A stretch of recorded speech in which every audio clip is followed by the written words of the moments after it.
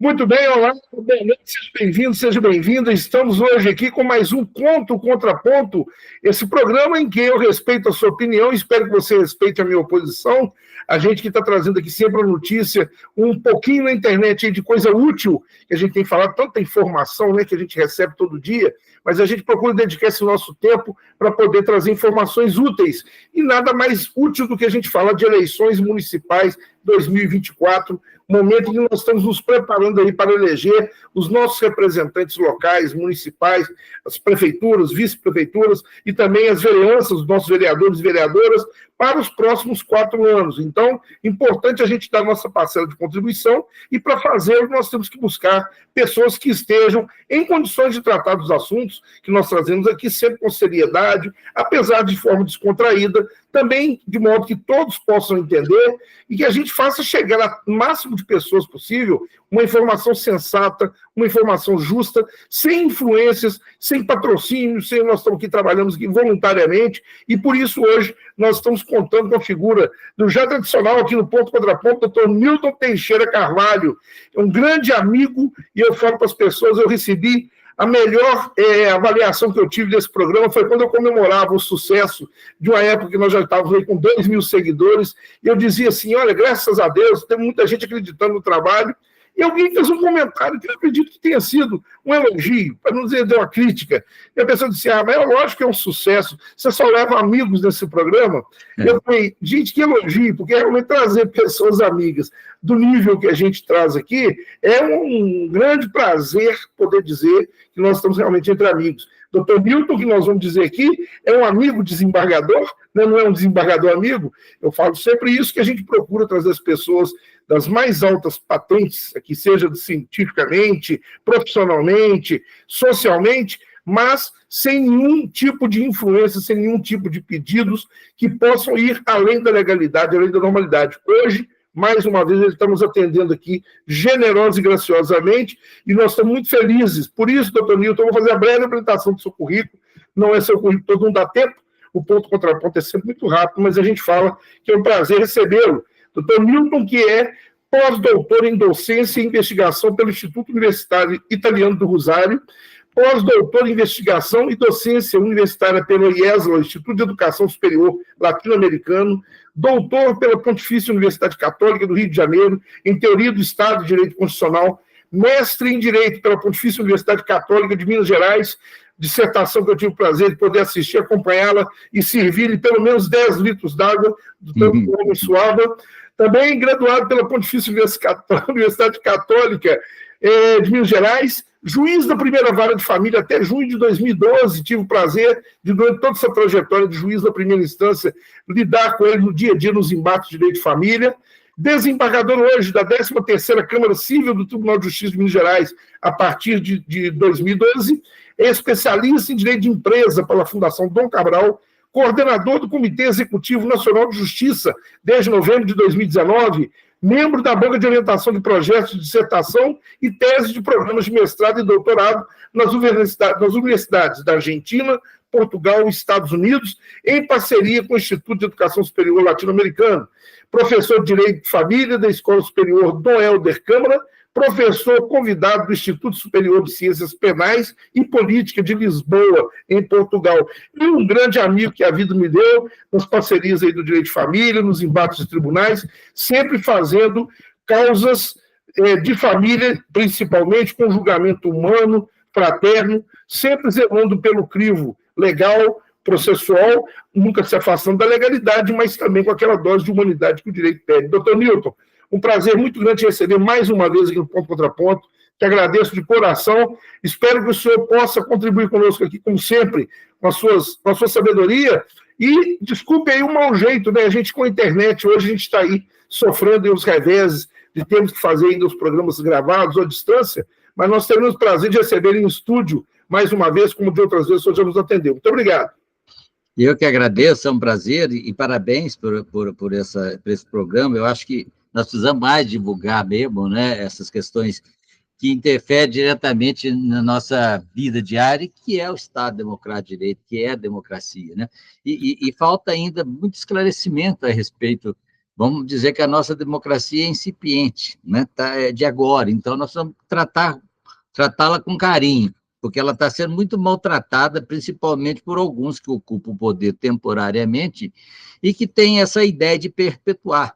Esquece que democracia exige rodízio no poder. Eu vejo vários institutos, né, para você ver como é que nós temos uma mente ditadora, de pessoas que assumem a presidência e nunca mais larga, né? Uma demonstração de que eu que sou bom, não tem ninguém para me substituir. Eu acho que isso é coisa ultrapassada, que nós sempre temos que passar o bastão para outro para que oxigene mais essas questões, né? Que não fique engessado. Então, é através desses bate-papos, né? Dessa conversa informal que nós podemos contribuir, sim, pela melhoria da democracia nesse país.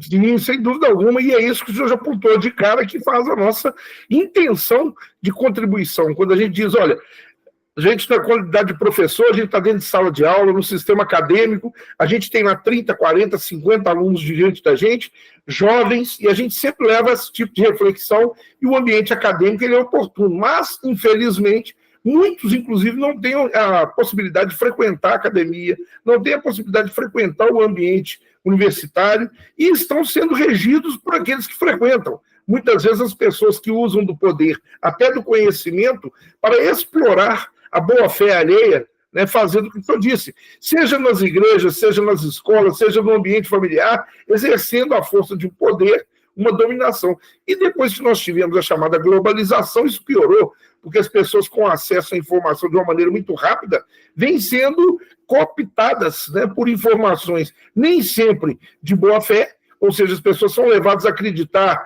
nas chamadas fake news, na mentira, na criação de ambientes que distorcem a verdade e assim são colocadas num plano de exploração.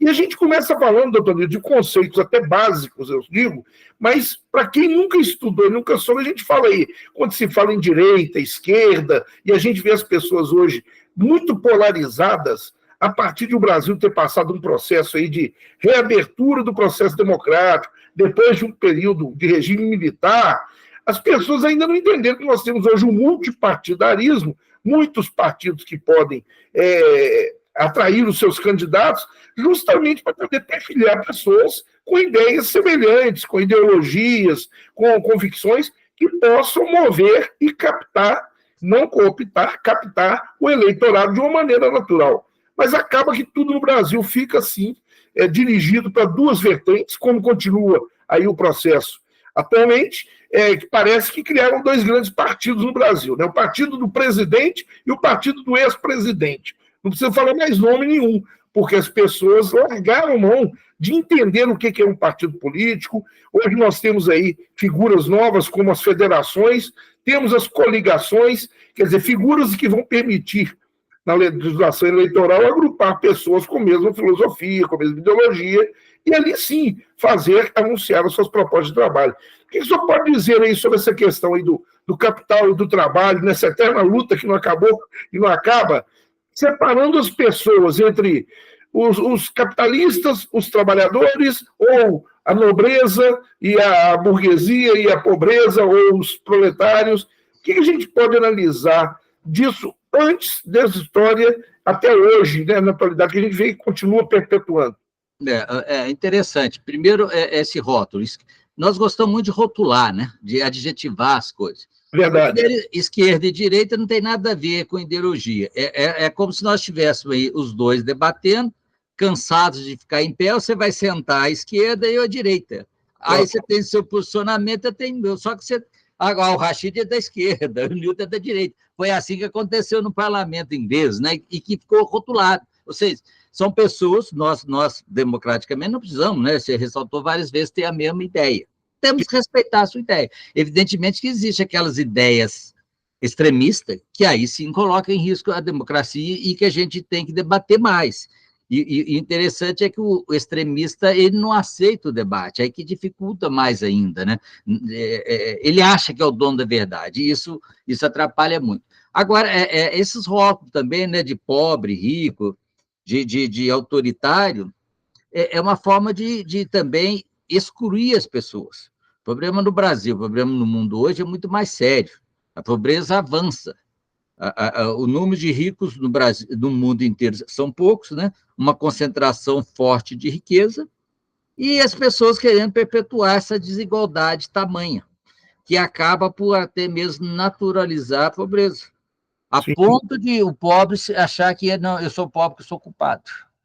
Né? Eu sou pobre porque eu não consegui estudar. Você não conseguiu estudar porque o Estado não deu condição de estudar. Você não teve a mesma oportunidade, que eu falo muito, né, já dentro dessa proposta. O filho do rico é que estuda na federal, quando deveria ser para pobre. O filho do rico, ao passar no vestibular, ganha um carro, não trabalha para estudar, e a hora que forma ganha outro carro ainda, melhor ainda, premiação constante, né?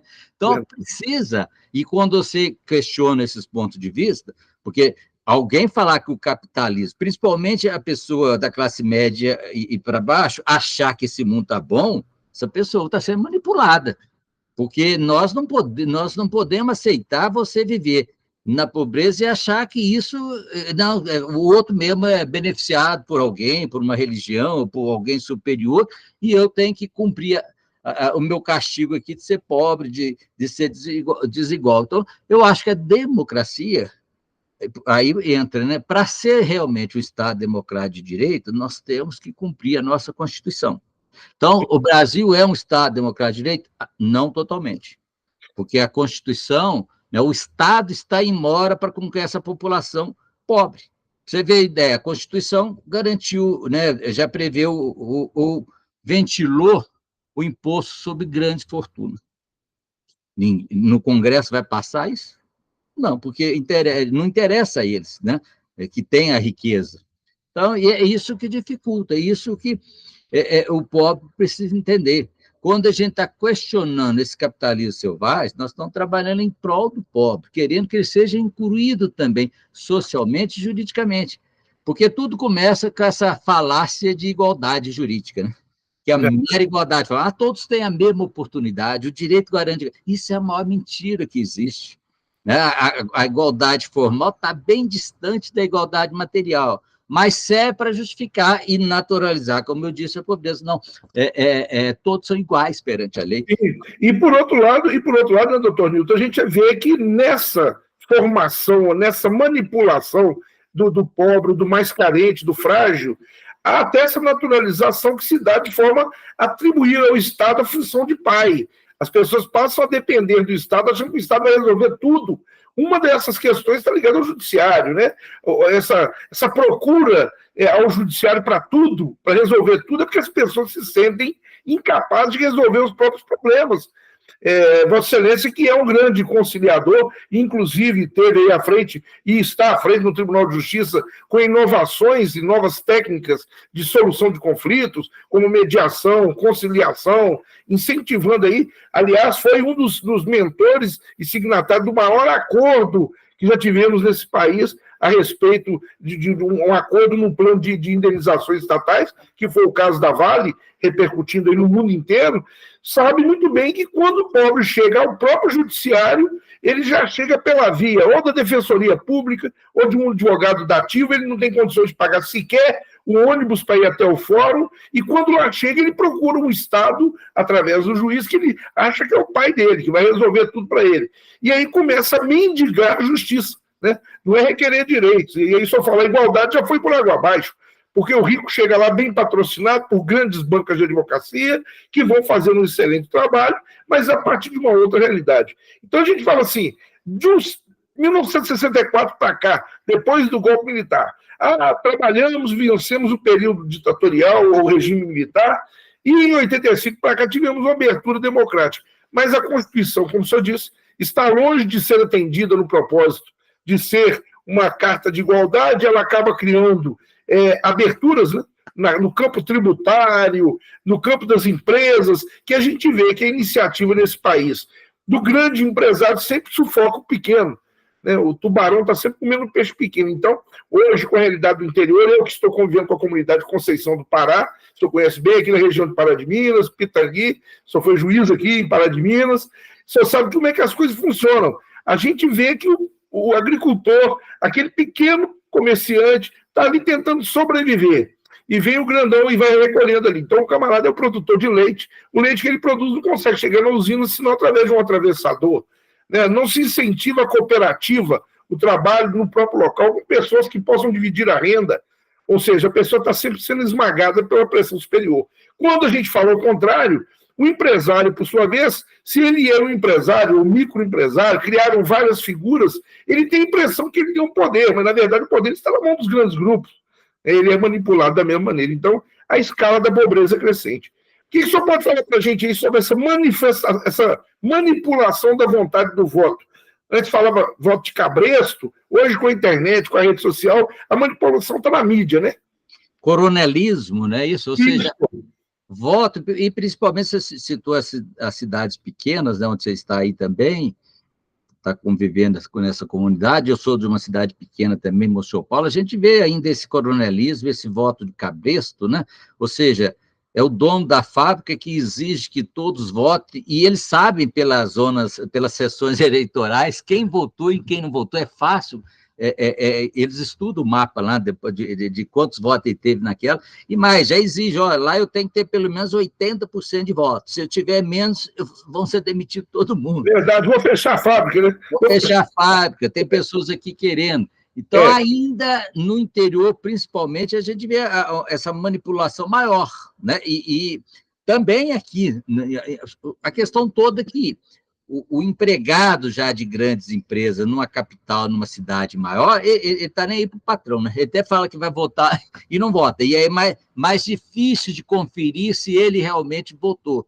Agora, no interior é muito encabrestado ainda mesmo, ou seja, você não tem a livre manifestação.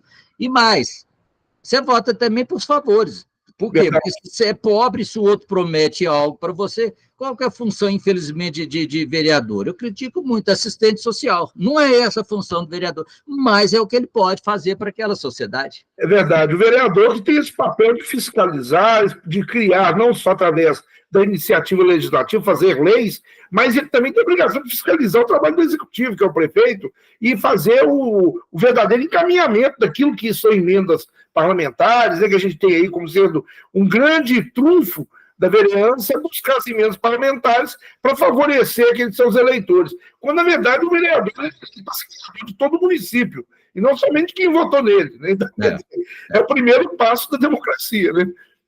Mas você vê que, então, existe uma concatenação de ideias no sentido de você ficar subserviente, de você ficar subordinado aos eleitos, né? Por isso que o índice de reeleitos, né? Aí vem emendas, vamos ver a nível macro, que é o Congresso Nacional, emendas para quem já está no poder, destinando verba para suas bases, é uma maneira de desconsiderar, ou uma maneira legal de comprar voto. Né? Porque, na verdade, você que já está no poder tem muito mais chance de se reeleger do que aquele que está te candidatando pela primeira vez. Sim, porque a máquina está com a pessoa, né? Está com a máquina toda na mão, quer dizer, tudo vira uma propaganda indireta, né? Quando, na verdade, o dinheiro do povo é do povo e tem que ser invertido para ele mesmo. Não é favor nenhum que o prefeito está fazendo, ou o vereador está fazendo, de buscar o recurso. E, aliás, diga-se de passagem, há muitos casos relatados aí, documentalmente falando, em que as pessoas, inclusive, têm uma verba que tem que ser devolvida para a instância superior, porque não é nem utilizada, por falta de competência. A verba é destinada para o município, o senhor prefeito, ou aquele vereador que encaminhou, não dá destino e a verba até é perdida. Bom, a gente está falando de influências, doutor Nilton, e a gente tem feito aí uma reflexão grande, eu falei antes aqui, criamos 2 tipos de partido no Brasil, né? Os bolsonaristas e os lulistas, as pessoas que continuam ainda tentando votar no Lula e no Bolsonaro para prefeito, né? Eles não são candidatos, o Bolsonaro está até inelegível, mas eu digo, gente, nós temos que preocupar primeiro com a política local, independentemente de conhecer a ideologia, ou mesmo a questão partidária, que eu até entendo que seja uma questão um pouco mais complexa para o cidadão comum, mas conhecer o candidato é de suma importância para a gente saber quais são as ideias dele com relação ao quê? Aquilo que você precisa. Educação, segurança, saúde, as pautas de sempre do poder público. Como eu falei, o Estado não deve ser esse pai que fica dando tudo na mão das pessoas, mas ele deve dar oportunidades. E essas oportunidades vêm através de projetos que efetivamente contemplem a sua região, a sua cidade. Então, como é que o senhor acha que Lula e Bolsonaro poderão influenciar essas eleições municipais de 2024 através das suas heranças, que sejam benditas ou malditas, através das heranças que deixaram aí com os deputados, que acabam fazendo esse aliciamento de candidatos a prefeito aí? Nós vamos ter mais prefeituras bolsonaristas ou lulistas. Só ver como é que o senhor está vendo esse cenário aí. Você falou bem no sentido de que deveria o candidato, o prefeito do interior, apresentar a sua proposta. Porque no Brasil nós não temos essa identidade partidária. Então você vota no fulano de tal. Tá, mas que ele apresente essa proposta. Mas não, vai acontecer isso mesmo. Na verdade, essas eleições municipais sempre foram porta de entrada ou o início da campanha para presidente da República, que vai vir daqui 2 anos para frente. Então, a campanha para a presidência antecipa na campanha de prefeito, porque seria muito fácil para ajudar um boi. Por que não joga todas essas eleições, todas elas dentro do meu período? Ficava mais barato, mas não, por causa dessa força política, tá? O Lula quer fazer tantos candidatos, o Bolsonaro quer fazer tantos candidatos. E realmente, quem fizer maior número de prefeituras vai ser forte candidato, né? O Lula, a reeleição, quem o Bolsonaro indicar também na oposição aí. Então, a campanha já está antecipada, né? Nem tem propaganda, ele vai começar agora, mas já estava antecipada. O Bolsonaro querendo fazer tantos prefeitos e vereadores, né? O Lula querendo fazer. Então, precisamos ter um cuidado nisso mesmo. Acho que fortaleceria o município se pensasse, né? Porque é o momento de pensar na peculiaridade de cada município. Exatamente. Não é ficar aquela propaganda empacotada, encomendada. Não, o meu município precisa de saneamento básico, precisa de moradia. Então, trabalhar naqueles probleminhas, né? E você falou um negócio aí que também me dá tristeza. Por exemplo, às vezes vem uma enxurrada aí, uma enchente e destrói, mata muitas pessoas. Mas, realmente, porque o município não tem competência, acaba a verba pública sendo retornada para o ente federativo. Mas como poderia melhorar isso? O próprio ente federativo teria condição de ter uma equipe para auxiliar os municípios como utilizar essas verbas nos seus respectivos municípios. Verdade. Porque quando dá uma enchente, repercute tanto no município, repercute no Estado e na União. É ruim para todos eles. Claro, nós tivemos um exemplo claro agora, a tragédia do Rio Grande do Sul, né, em que a gente vê que faz uma ressonância nacional. Mas imagine a comunidade local se ela não contar, primeiro, com a força política local e, segundo, com o aparato estadual e nacional que esteja vinculado àquela política. Ou seja, é como se a gente dissesse, não, nós só vamos ajudar os amigos, né? Nós só vamos ajudar quem é do nosso partido ou afiliado. Não, nós temos que fazer o que é para ser feito, porque é obrigação do Estado. O socorro nas emergências, nas tragédias, etc. O que não pode continuar acontecendo é que aos amigos flores, aos inimigos os rigores da lei. Quer dizer, a gente deixa o povo desamparado porque não votou comigo. Eu não ganhei naquele estado, eu não ganhei naquele município. Se o prefeito e os vereadores passarem a ter essa consciência maior do seu trabalho localmente, que pode sim e deve visar a política regional e local com a nacional, mas se ele fizer o que ele está ao alcance dele fazer e bem orientado, eu já acho que é um bom início de conversa. Como nós temos aí exemplos bastante claros, né, na política local de excelência, apesar de serem contrários, por exemplo, à política do presidente da República. Né? Nós temos grandes líderes municipais, não precisamos nominá-los, mas nós temos aí cidades que estão sendo, inclusive, aclamadas internacionalmente como bem administradas, apesar de terem uma linha ideológica diferente da presidência da República. Isso tudo faz com que a gente acredite que a população local tem essa combinação de poder nas mãos. Eleger quem efetivamente está do seu lado. Então, conhecer os candidatos, tratar de orientar esses candidatos, como nós falávamos aí nos bastidores, antes da gente começar a gravar, né? As pessoas dos partidos não orientam os seus candidatos. Nós temos candidatos aqui na região que eu estou convivendo hoje, candidatos que já estão candidatos, e eu já sei que eles não poderão ir ao pleito. Pessoas que estão incompatíveis com a própria missão da vereança, ou prefeitos, pessoas que estão em processo de desincompatibilidade. Quer dizer, deveria ter desincompatibilizado antes e não saiu ali do cargo, ele não vai poder concorrer. E está lançando aí. Então, agora o TRE, o Tribunal Regional Eleitoral, nesse período que estamos agora, vai avaliar esses casos e alguns serão frustrados, até porque não foram orientados antes de como deveriam proceder. E o judiciário, doutor Nilton, o senhor que está aí como desembargador do Tribunal de Justiça de Minas Gerais, que vê toda uma repercussão nacional a respeito da influência dos tribunais superiores, nas decisões que vêm mobilizando, né, internacionalmente aí a imprensa, com atos que muitas vezes estão, talvez, contrários ao que o povo acredita que a Constituição queria. Como é que você acha que o judiciário poderá influenciar, ou se há essa influência ou não, das decisões para as eleições municipais? Você acha que a gente tem uma linha de raciocínio aí de o judiciário poder, com essas decisões de nível nacional, inclusive, chegar a influenciar o voto municipal? Eu acho que o judiciário, o poder judiciário eleitoral, né, essa justiça especializada, primeiro, ela poderia trabalhar constantemente, não só na época das eleições. Então, você falou isso mesmo na omissão, eu falei que falta identidade partidária no Brasil, mas a culpa é principalmente do próprio partido, né? Porque geralmente você ser dono do partido dá mais poder para você. Você compra um partido para ser eleito, né? Então, isso é horrível. Então, o partido deveria ser, primeiro, cumprir, né? Porque ele tem um estatuto, o programa deles, eles nem sempre cumprem, e mais, criar líderes regionais, líderes municipais para esclarecimento dessas pessoas, porque isso vai, inclusive, desafogar a justiça eleitoral e o eleitor já vai... Imagina essa inversão de expectativa. Eu estou candidato e vou ser barrado pela justiça eleitoral. Pô, mas por que o partido que me aceitou lá... Porque eu acho que é culpa, antes de tudo, do partido, que só aceitou para fazer número, mas não esclareceu que a pessoa... Não adianta você se candidatar, vamos preparar para uma próxima, porque você não cumpriu esses requisitos. Isso fica muito fácil, e isso ajudaria na justiça eleitoral. Eu acho que a justiça eleitoral, por outro lado, tem que pensar muito nessas decisões, sim, porque reverter...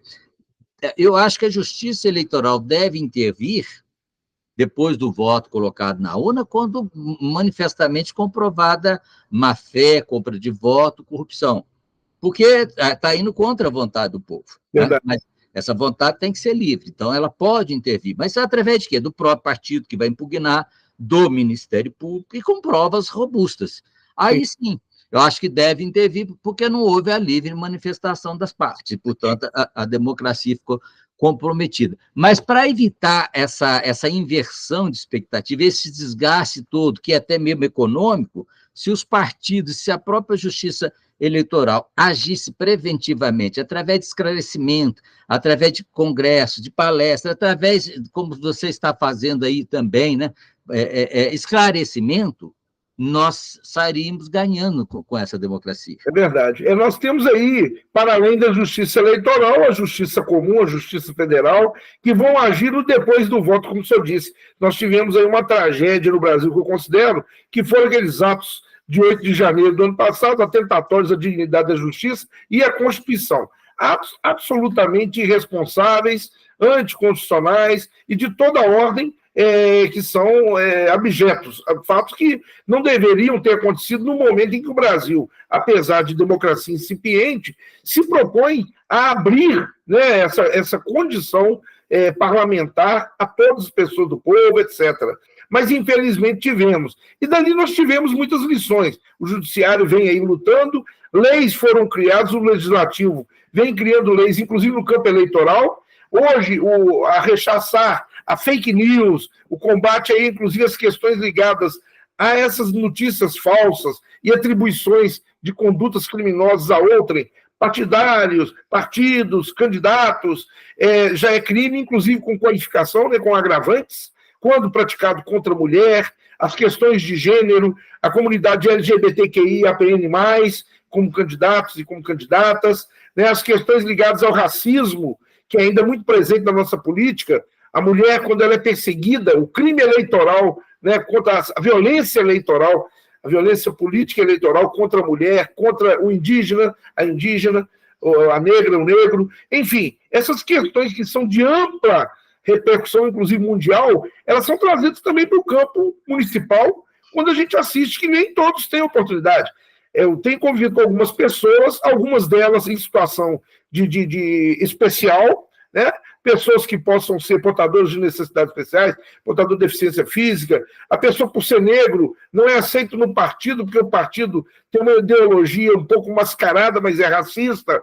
A mulher, que apesar de ter uma cota exigida por lei para participar na formação das chapas, ela ainda é explorada, ela é levada a ser candidata na condição de ter que devolver metade do salário dela, a tal da rachadinha, que em Belo Horizonte causou e está preso até hoje aí, certo líder, que foi presidente de Câmara Municipal, porque admitia as mulheres no partido para poder depois fazer a rachadinha. As mulheres eram manobradas para poder preencher vagas que, na verdade, não exerciam o mandato, exerciam um mandato só de fachada. Então, doutor Nilton, essa questão do judiciário também, ela pode repercutir positivamente com esse combate, né, que se faz agora nesse momento de análise das candidaturas e as denúncias que venham de condutas criminosas durante a campanha. Como que a pessoa pode denunciar? A gente conversou aí com outras pessoas, já temos aí algumas ideias. A Justiça Eleitoral criou o Pardal, né, que a gente tem lá no TSE, a possibilidade de fazer denúncia até anônima de condutas como compra de voto, oferecimento de favores, né, tentativa de suborno, né, patrões que vêm fazendo o assédio eleitoral, né, ele obriga os seus empregados a votarem, ou então premia quem votar e comprovar que votou em determinado candidato. Enfim, como é que funciona isso? O senhor vê isso aí? Então, a análise está correta? Tá, eu acho que essas colocações, porque, voltando à nossa Constituição, ela é inclusiva, né? Ela quer que todos venham para o ordenamento jurídico e participem ativamente. Mas quem está no poder é excludente. Eles não querem ceder esses poderes para outras pessoas. Estão falando em fascismo, ultradireita, né? Nazismo. Ou seja, a dominação por poucos, né? Que abocanhar o poder e não aceita que outros adentram nesse poder. Então, exclui, e é difícil realmente romper essa barreira. Eu estava até lembrando do Steve e do Daniel, que escreveu, né, Como as Democracias Morrem, porque, por outro lado, eles já escreveram também Como Salvar a Democracia. E eles estavam demonstrando como que, inclusive, o Brasil foi mais adiante, porque, queira ou não, independente de ideologia, Trump e Bolsonaro são extremistas. Mas o Brasil conseguiu, através da legislação, eliminar o Bolsonaro. E lá nos Estados Unidos eles não conseguiram. O Partido Republicano apoiou, mesmo sabendo que lá também teve o 6 de janeiro, que era um golpe militar, e que os dois, tanto o Bolsonaro como o Trump, não aceitaram o resultado da urna. Veio o 8 de janeiro, que muitos, né, infelizmente, não soube que a nossa democracia, por um pouco, já estaria morta, né, e hoje nós estaríamos numa ditadura total, e só não aconteceu mesmo que os próprios militares e a própria sociedade civil, os empresários, viu que ia ser pior, né? Então eles não apoiaram o retorno do Bolsonaro nos braços desses fanáticos, né? Então, continua esse extremismo. E para evitar isso, então, realmente, para prevalecer o resultado da vontade popular, precisa assim, os promotores serem mais atuantes, agir também, né, nessa análise de prestação de conta, na análise do candidato, né, para impugnar antes mesmo da candidatura. E a própria pessoa mesmo denunciar, a pessoa do povo, está sendo comprado voto. Né? No interior é muito fácil você saber que o voto está sendo comprado. Então, denunciar. Eu sei que... Mas aí entra essa questão. Eu não gosto muito do anonimato, me parece que a própria Constituição proíbe. Mas, por outro lado, entendo, porque... Imagina também você correr risco de vida ao denunciar, a colocar o seu nome, né? Esse é perseguido de toda sorte, né? Como eu falei, o pequeno produtor no interior, se ele não vota com a situação, ele acaba sendo corrompido, né? Ou ele dá propina para poder conseguir atravessar a mercadoria dele, ou ele acaba parando de produzir, porque ele não vê sentido. Ele é sempre barrado nas iniciativas, né, doutor Nilton? E o senhor falou também que é nascido no interior, criado no interior, sabe das dificuldades que o homem do campo tem, é um país que é essencialmente agrícola, e de repente cooptado, como nós temos aqui na região de Conceição do Pará, nós temos inúmeros empresários de grandes empresas, a capital do frango, Pará de Minas, essa coisa toda. A gente vê que muitas pessoas são levadas, tiradas ali da terra, colocadas num sistema industrial que é sacrificante, massificante, mas que ainda é a solução para as pessoas terem a sua produção e a sua renda. Doutor Nilton, o nosso tempo é sempre pequeno e o seu também é muito comprometido. Sei que o senhor vai dar aulas agora, o senhor está com um compromisso em cima da hora, já estou te atrasando, mas eu queria te pedir para deixar uma última mensagem aí para eleitores e para candidatos nas eleições municipais de 2024. Não, é muito simples. Primeiro, nós temos que preservar, salvar a democracia. Eu comparo muito, o Rachid falou que eu sou professor, ele também é a democracia com as notas, né? A forma de avaliar o aluno não é a melhor, mas até hoje não encontraram uma que superasse. A democracia é a mesma coisa, ainda não é o melhor, né? Mas não tem ainda outro que poderia, né? Os outros foram piores, né? Então, nós temos que preservar. Então, para o candidato, né, e para o eleitor, primeiro votar livremente, e sim, denunciar. Acho que denunciar junto aos partidos políticos. Acho que a OAB também, com as subseções, deveria agir impessoalmente nessas hipóteses, né? A OAB já tem, desde 2015, se não me engano, já tem aí uma ouvidoria, o observatório, né, do voto, observatório eleitoral, inclusive com a campanha, né? Voto não tem preço, voto tem consequência. Então, para as pessoas também não ignorarem, porque o cidadão, querendo ou não, ele também participa. Porque de 4 em 4 anos ele vai lá e deposita um voto e nunca mais vai cobrar do candidato que ele elegeu. Ele tem que fiscalizar durante o processo do mandato o que o vereador está fazendo com o voto dele, o que o prefeito está fazendo com o voto dele. E aí vem a chance de, a cada 4 anos, ele mudar de opinião. Dizer, olha, não me atendeu, então eu vou votar em outro, vou procurar outro, vou estudar, né? Entra uma coisa aí, que a OAB também precisa divulgar mais, que ela tem uma comissão eleitoral. Sim. Que para agir, que pode haver denúncia lá, né? Perfeitamente. E aí do anônimo passa a ser autenticada, né? Porque a própria comissão vai ter.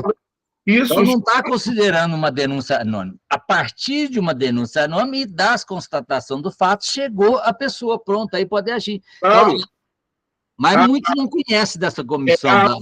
Tem, inclusive, a figura chamada de amicus curiae, né, amigo da causa, que ela pode participar, inclusive, nos processos judiciais, eleitorais, inclusive, como amiga da sociedade, né? Ela tem essa obrigação de zelar pela democracia. Então, a AB nós temos mais de 220 subseções instaladas em Minas Gerais, onde há um advogado, há um artífice aí da justiça, pode ser procurado advogado, promotor de justiça, pode procurar o juiz de direito na comarca, onde tem o fórum, e chegar com essa notícia, dizer, olha, está acontecendo isso. Trabalho de apurar é trabalho da polícia, a investigação não é o trabalho do cidadão.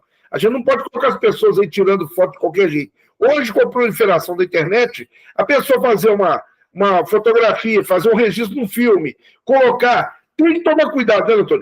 Tem. Inclusive com a questão de exposição indevida, que a pessoa também que faz denúncia anônima, mas uma denúncia caluniosa, ela pode responder por isso. Tem que ser sério, mas dentro da sua proposta, o candidato tem que sempre pensar na coisa pública, né? Não individualmente, né? Servir ao povo. Ele passa a ser um servidor público, né? Ou seja, servir ao público. E ao votar também, não votar só por interesse individual, não. Votar naquele que tem uma proposta que abrange a todos. No sentido...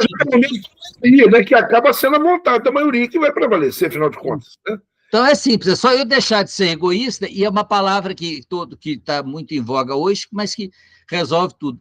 O candidato tem que ser empático, colocar no lugar do outro, sentir o outro, né, para melhorar esse outro.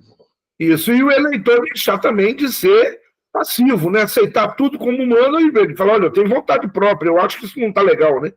E saber cobrar depois também em quem ele votou, né? Porque fica muito também submisso e passivo. Não, peraí, eu votei em você para isso, para isso. Né? Esse diálogo tem que continuar também depois da eleição. Sem dúvida. Doutor Nilton, mais uma vez te agradeço muito aí pela sua participação, sempre generosamente contribuindo com a gente. Espero que a gente possa voltar depois, inclusive após as eleições, para a gente fazer uma avaliação de como é que foram as eleições aí, um mapa no Brasil afora, ver as tendências para 2026. Um grande abraço, muito obrigado, até breve. Foi um prazer, até breve também, sucesso aí. Parabéns, né, por esse debate que eu disse também engrandece esse sistema democrático nosso. Um abraço, amigo. Bom trabalho, sempre estamos juntos aí. Até logo, doutor Nil. Tchau. Tchau, tchau. Viu? Até mais.